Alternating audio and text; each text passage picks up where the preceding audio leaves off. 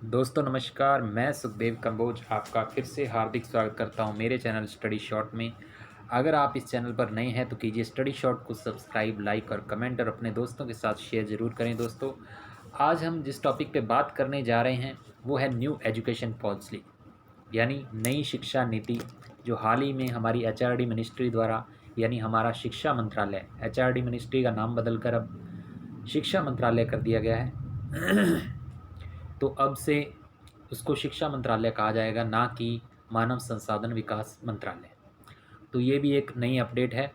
तो बात करते हैं दोस्तों नई एजुकेशन पॉलिसी के बारे में। तो क्या चर्चा इस पर बनती है, क्या आपके लिए नई चीज़ें लेकर के आई है। तो दोस्तों शुरू करते हैं। अब बात करते हैं व्हाट इज़ न्यू, इसमें चेंज क्या हुआ है, नई चीज़ क्या आई है हमारे लिए, नया क्या है हमारे बच्चों के लिए, हमारे बच्चों के भविष्य के लिए, क्या ये काम की पॉलिसी है या नहीं, इस पर चर्चा करेंगे।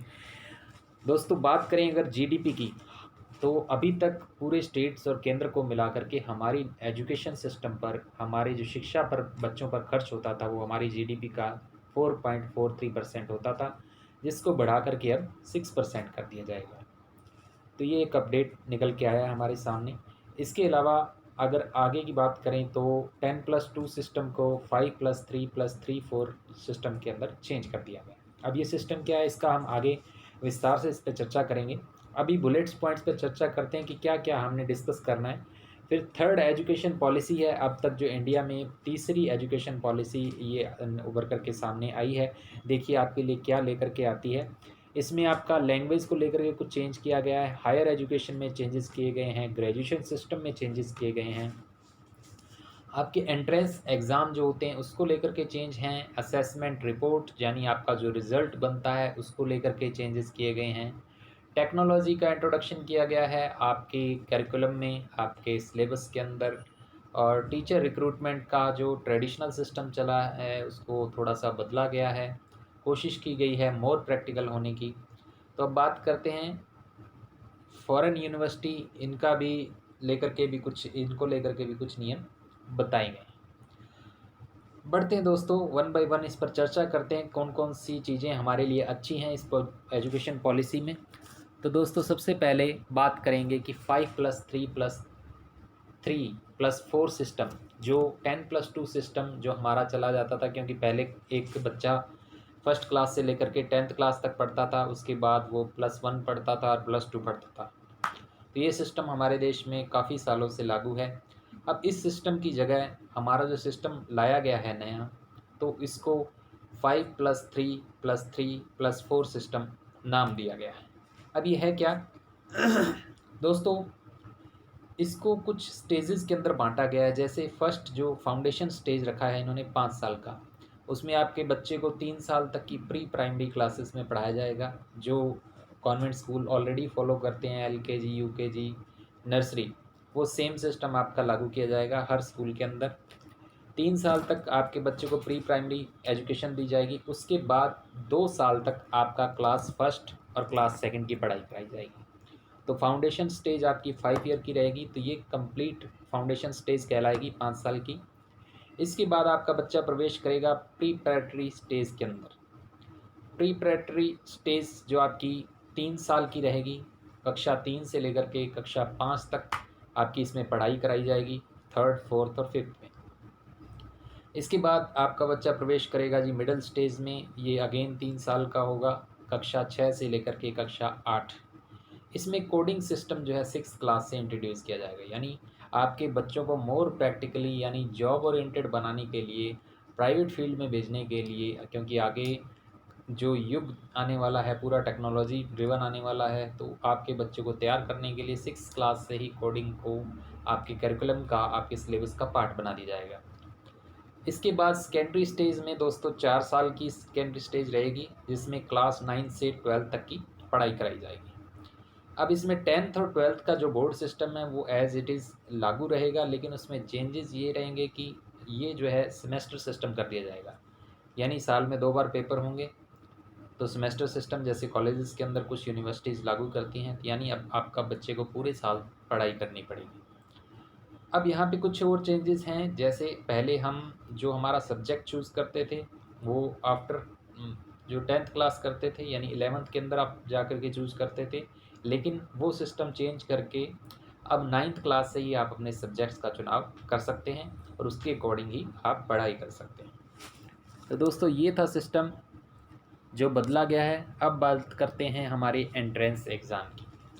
दोस्तों अगर मैं एंट्रेंस एग्ज़ाम की बात करूं तो पूरी के पूरे देश में जितनी भी यूनिवर्सिटीज़ हैं उनके लिए कॉमन एंट्रेंस एग्ज़ाम होगा और ये साल में 2 बार होगा।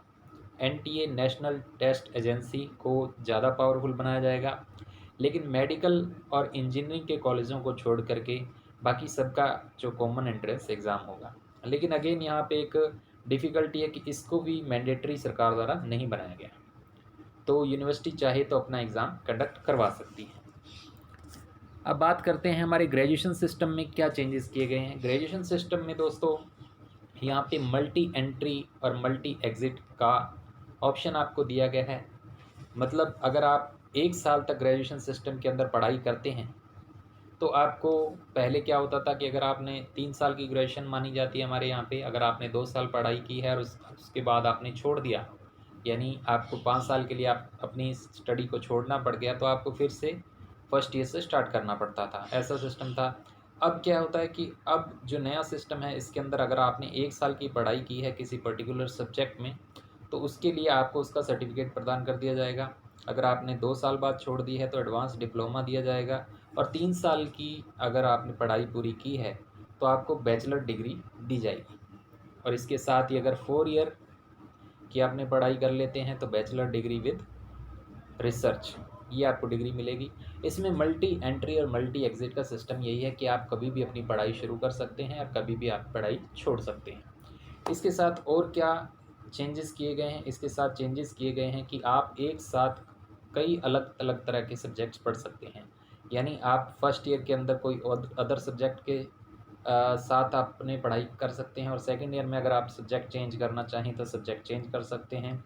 आप इवन आप हिस्ट्री के साथ बायोलॉजी पढ़ सकते हैं, हिस्ट्री के साथ फिजिक्स पढ़ सकते हैं। तो यानी ऐसा मिक्सअप सिस्टम जो है हमारे यहाँ पे किया गया है। ये स्टार्टिंग से ही यानी स्कूल सिस्टम से ही ये लागू कर दिया जाएगा और ग्रेजुएशन सिस्टम तक ऐसे ही चलेगा।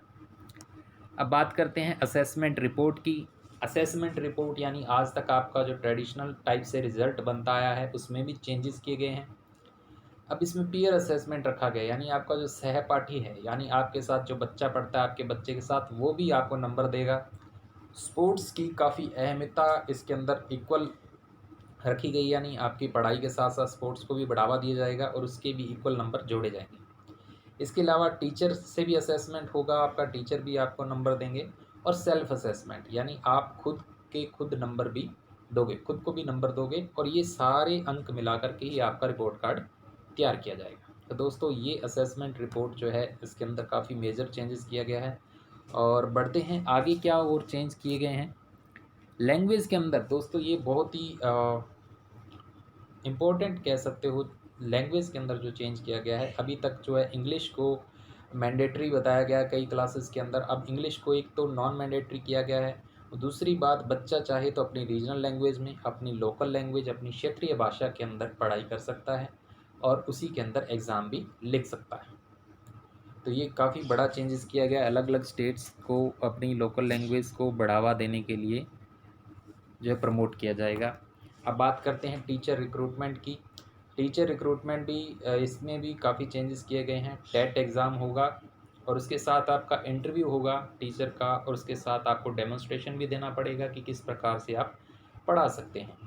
और जो विद्यार्थी स्पेशल अगर टीचर ही बनना चाहते हैं तो उनके लिए स्पेशल बीएड प्रोग्राम भी लागू किया गया है, जो 12th के बाद डायरेक्ट आप 4 ईयर का इंटीग्रेटेड प्रोग्राम कर सकते हैं। अभी विदेश में कुछ यूनिवर्सिटी ऐसा करवाती हैं, लेकिन ये लागू पूरी तरह से कर दिया जाएगा। तो दोस्तों ये चीज़ें जो हैं न्यू एजुकेशन पॉलिसी के अंदर इम्पोर्टेंट चीज़ें जिस पर हमने डिस्कस किया, तो काफ़ी कुछ अच्छा है।